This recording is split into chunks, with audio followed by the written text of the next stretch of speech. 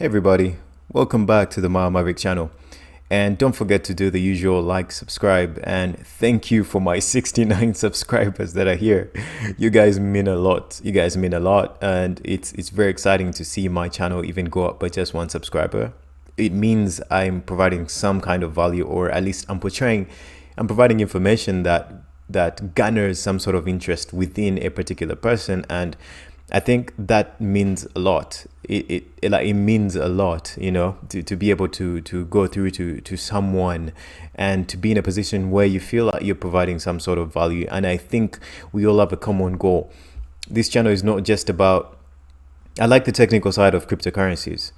I don't like talking about the prices so much, but the other side of cryptocurrencies I like are the reason as to why we're all here. I mean, aside from the money part, there is the other part of cryptocurrencies that it's beyond everything. That's beyond governments. That's beyond race and creed. That's beyond all these barriers that have plagued the human race for a long time.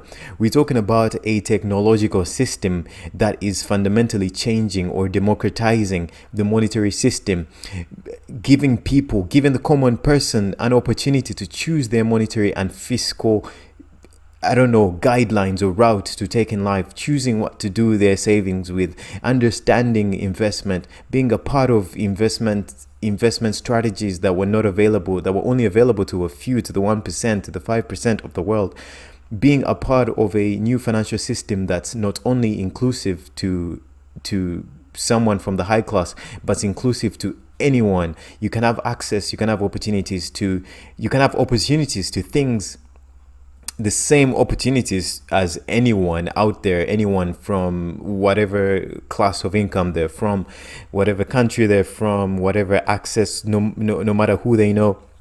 You can open up your phone, you can open up your computer, you can order a Ledger Nano S, and you can spark up a Bitcoin address just like that. And you have an address, you have the ability to move money from one point of the globe to another.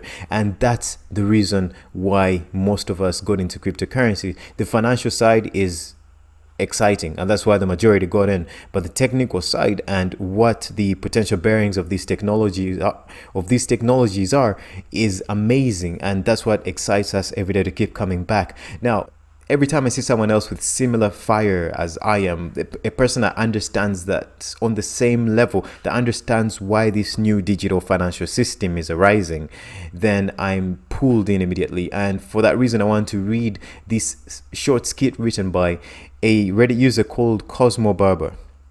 And I think this is amazing. This shoots straight to the heart. So it starts like this. I don't think it's just plain old greed. I think the average Joe is tired. They've been told their businesses are closed by guys with tailored suits and $300 haircuts. They get charged $35 by the bank if they're 25 cents short. They see the price of gas go up from more taxes, and their suspension is short from the potholes.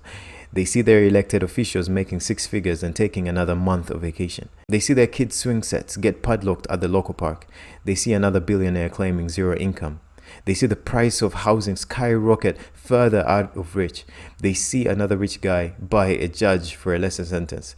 They see a constant barrage of ads for things they can't afford. They avoid hospitals for fear of bankruptcy. They pay for college for half their life. They live in third world countries with little chance out. They wonder what kind of life their kids will have.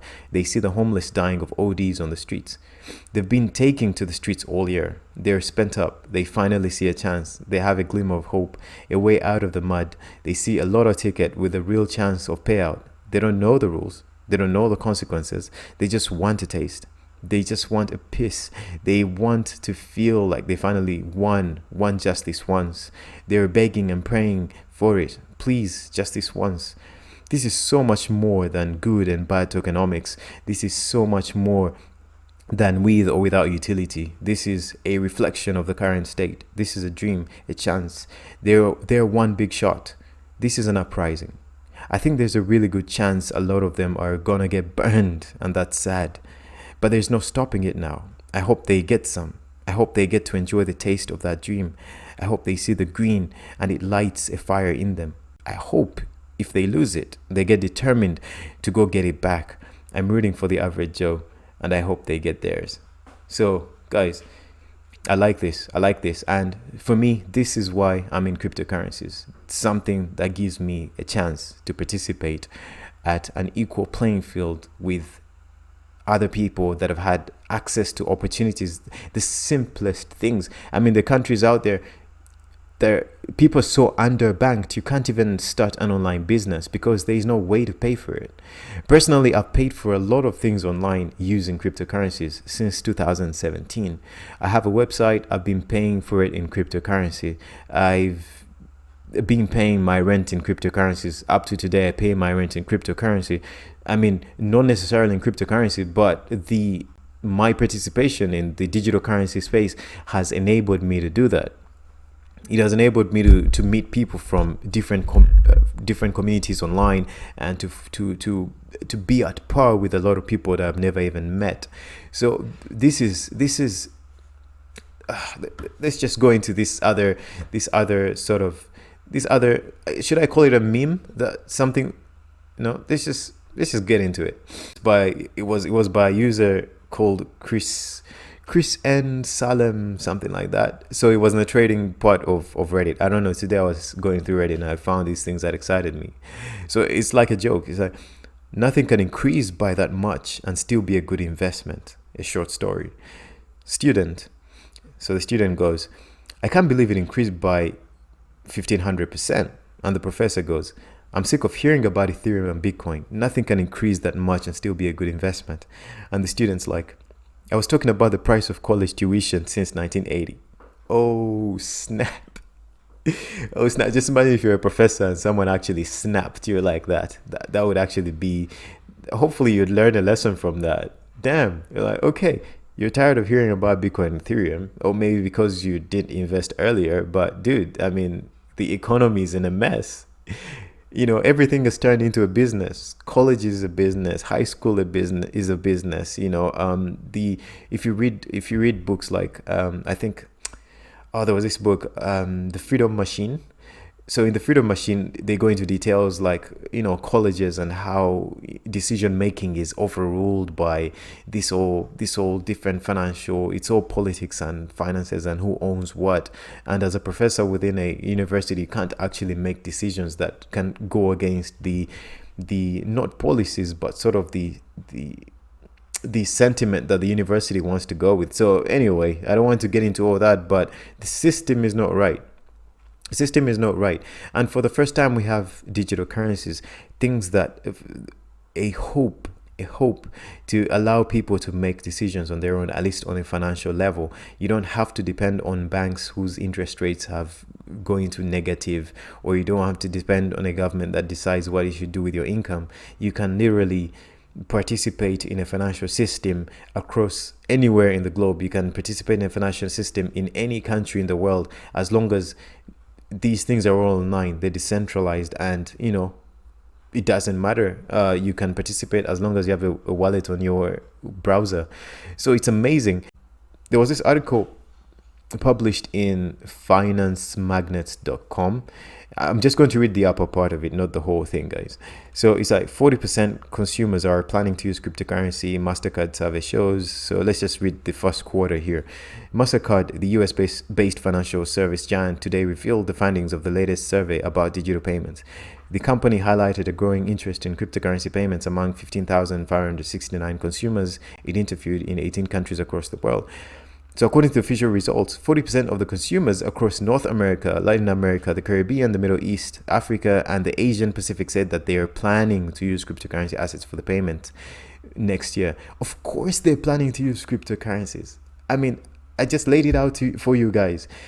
There's a lot of things that personally, at least in the country where, not where I am right now, but the country where I'm born, I mean, at least relatively can have access to things. But there's a lot of things you don't have access to. There's a lot of things that a majority of the population doesn't have access to because they're underbanked, or they're even unbanked, or banks are just scary places for people to get into because everyone's dressed fancy. Maybe you think you're expected to act a certain way or to be earning a certain amount of income to even get. So it's like they're giving you their privilege for keeping your money on your behalf, and if you don't behave by their rules, you can easily get screwed over. So I mean, of course, people want to pay in digital currencies.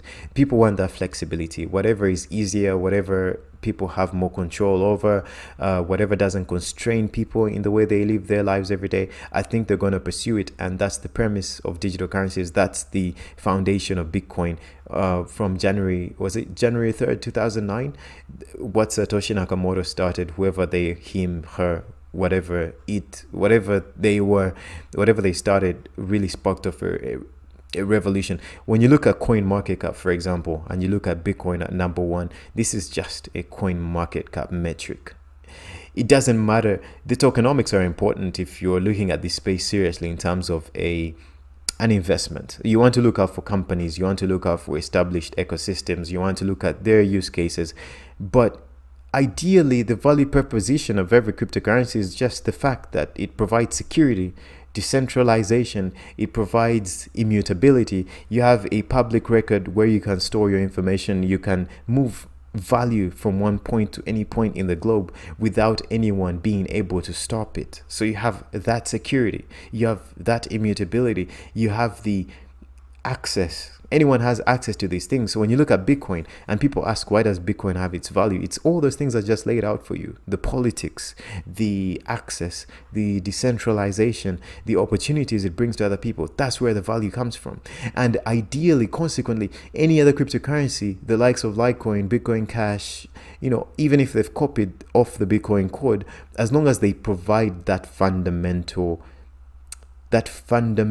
minimum requirement for a digital asset to operate in a non-centralized way, then their value comes from there. You look at Bitcoin, of course it's undervalued at 54,000. Of course it can drop down, but those are short-term drops. The only thing that can truly affect Bitcoin, and that would be a bad thing for the whole crypto market, if something fundamentally wrong was found in its technology, that would be really bad for the whole digital ecosystem, because then larger institutions, serious investors, smaller investors, everyone will be scared, because they're like, what if the next blockchain also, or another type of consensus algorithm, distributed ledger technology, gets affected by a bug in the system?